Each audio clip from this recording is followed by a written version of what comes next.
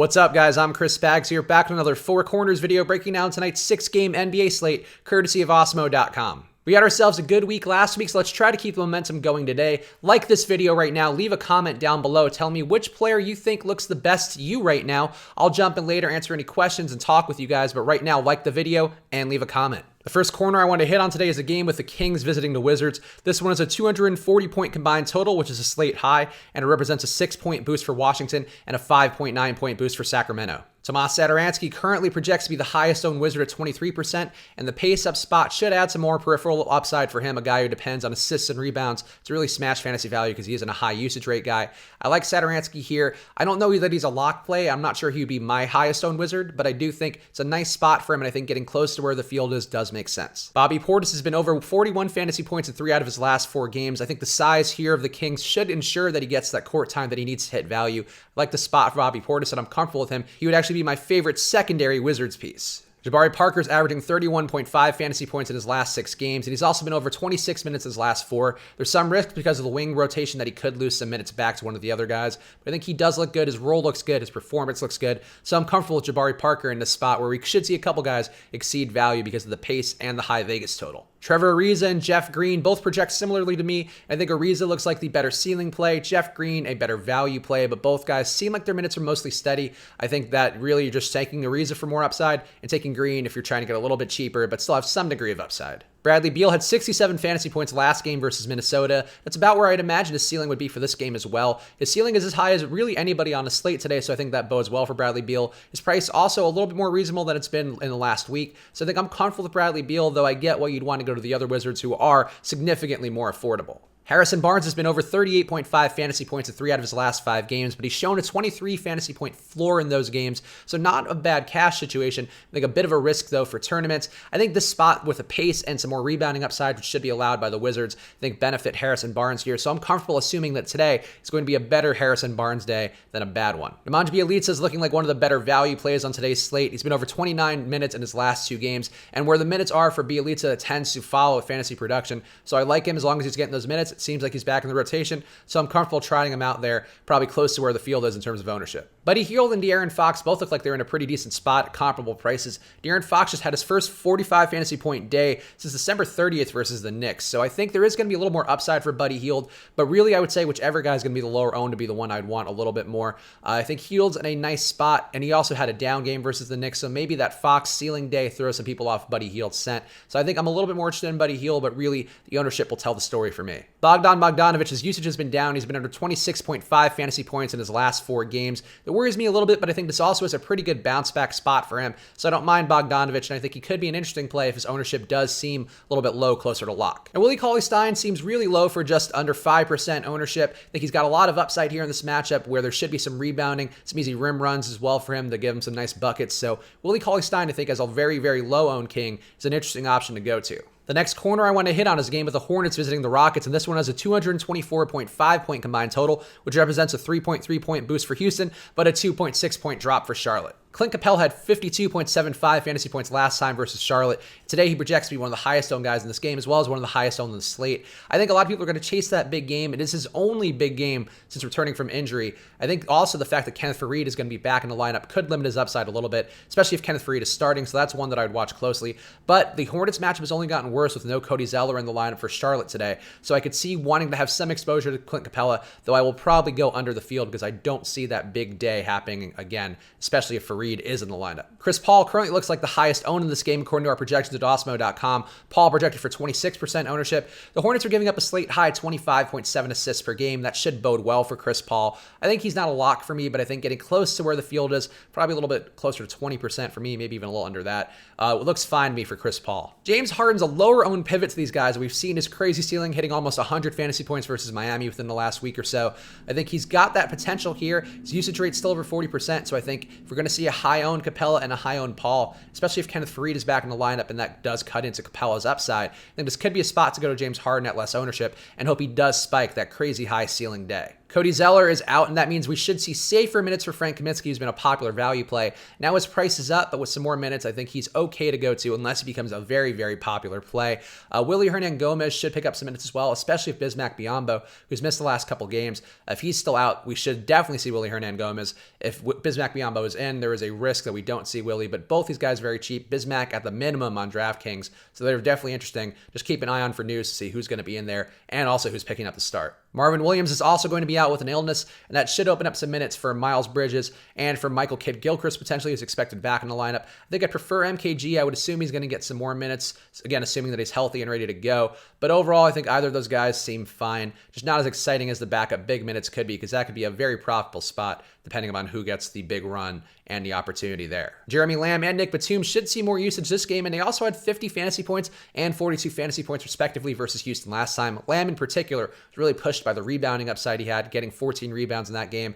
Could see some big rebounding here again as well. No Cody Zeller on there should open things up a little bit, so I like both those guys again, and I'd slightly prefer Jeremy Lamb because I think he did play with a little bit more energy. Perhaps he still has some revenge in his heart for Houston after trading him all those years ago. And Kemba Walker's been hurt by not having Cody Zeller in the lineup, not as much room to operate, not as much easy baskets to get with a pick and roll game that he has with Cody Zeller. But I think he looks good enough here, and I think also the fact he's been down his last two games, including a chalk bust for some people. He still had a decent day, but didn't quite get there, shooting poorly on Friday versus Washington, where he was very highly owned. I think that's going to throw people off his scent. So if he does have that upside day, could come at very low ownership, and I think that does interest me quite a bit. Next corner I want to hit on is a game with the Pistons visiting the Nets. This one comes with 222.5 point combined total, which represents a 2.1 point boost for Detroit and a 0.3 boost for the Nets. Andre Drummond is the projected highest owned guy in this game at 20% expected ownership.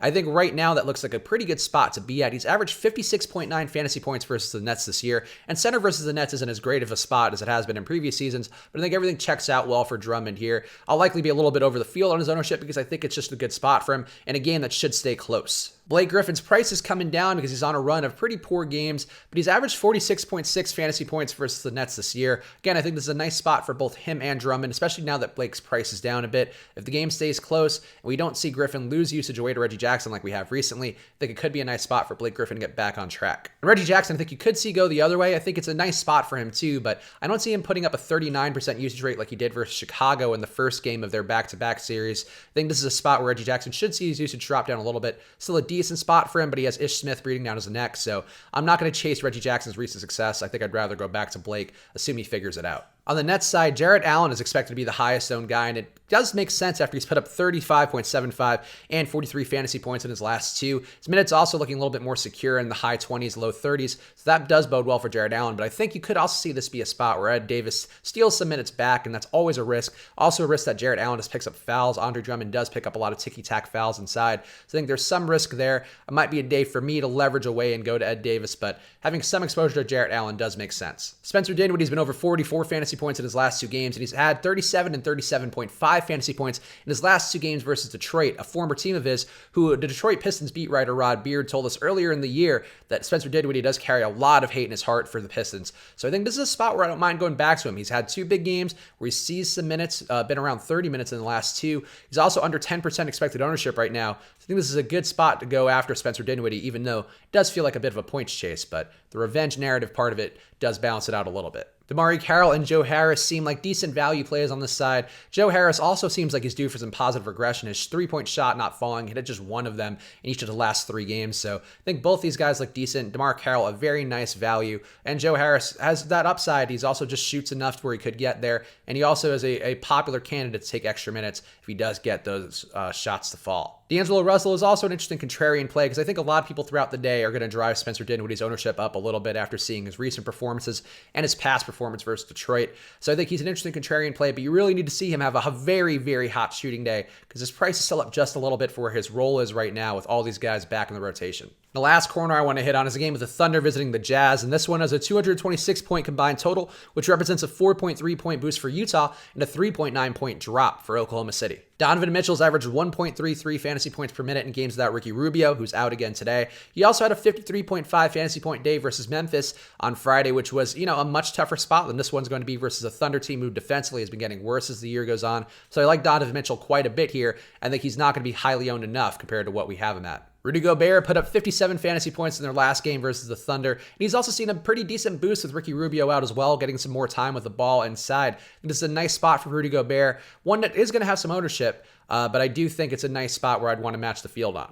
Royce O'Neal is still in play as a value guy, although I think obviously, as we talked about at length, the ceiling is questionable there, even with all these guys out of the backcourt. I prefer to go to Jay Crowder or Joe Ingles, but I think that Royce O'Neal is in a good enough spot here. It's a pace-up matchup that all does check out well, where he could have a nice day. It's probably worth just matching the field in him in case he does spike one of those ceiling days, which he does have from time to time. And Derek Favors prices up to the point of being uncomfortable, but he has put up 56.75 and 32.75 fantasy points in his last 2 games versus the Thunder. So I think he could be an interesting guy to go to. Doesn't project terribly well for me today, but I think we've seen that success, and if he does get the run, that's really what matters more than anything. Paul George has had some monster games versus the Jazz this year, and he's averaging 68 fantasy points in the 3 games he's played against them so far this season. He's projected for 20% ownership right now. I think that seems fair. We saw the worst of Paul George in that back-to-back versus the Thunder. Just didn't look right against the Clippers, got into foul trouble, his shot wasn't falling. I think the shoulder is really going to be a problem for me on back-to-backs moving forward until we see him at 100%. But I think I'm okay going back to him with a little bit of rest. I think this is a good spot for him. And again, the success has been there for him versus the Jazz. Russell Westbrook has been more boom or bust versus the Jazz than Paul George has been this year. He had 81.25 fantasy points in their last game, but has been under 45.25 in the other 2 they've played. He and Paul George combined for 153 fantasy points in that last game versus Utah. I think that's what I'm into here. I think just going Paul George and Russell Westbrook, not much else than the Thunder side is super interesting to me. I think running it back with those guys in a mix of Jazz guys would be the move that I'd want to go to today. So there we go. Those are my thoughts on today's 6-game NBA slate. Make sure to like the video right now and leave a comment. Tell me which guy's your favorite on today's slate. The likes and comments help us out a lot, so let's keep it going. Love talking to you guys down there in the comments after the video goes up. So make sure to like the video right now and leave a comment. And of course, check the link in the description for my full column on Osmo.com, the Switch and Hedge. I have details on all the games there, as well as a lot more depth about the games that we talked about in this video, because I'm trying to get this video a little shorter. The goal is under 10 minutes. It's hard to do that, to get all this information in there. But go ahead, click that link in the description right now. And of course, check the promo code. I'm going to drop in right here. The promo code Switch and Hedge will get you half off your first month at Osmo.com. All the ownership projections, which we use in this video to talk about when we're building lineups, as well as projections, rankings from Osmo as the top player in the world, really everything you can need to have a big day in fantasy is available to you at Osmo.com. So check the promo code Switch and Hedge, get half off your first month. And I'll be back again tomorrow with another 4 Corners video breaking down another NBA slate. So good luck.